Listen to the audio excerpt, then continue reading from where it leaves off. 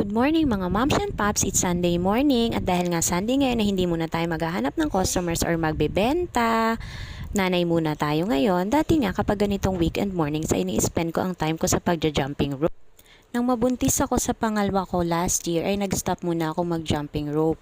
Miss na miss ko na rin talagang tumalon kaya lang ngayon hindi ko pa siya pwedeng gawin dahil CS ang moms nyo at isa pa nagpapampa ako ng milk at lagi pa akong hinahanap ng aking baby.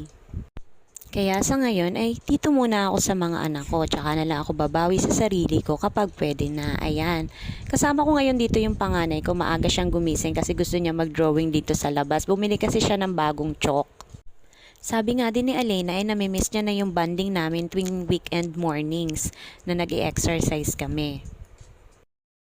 Kaya lang nga hindi ko pa siya magagawa sa ngayon. Kaya siya na lang muna itong magbe-bending-bending dito, stretching.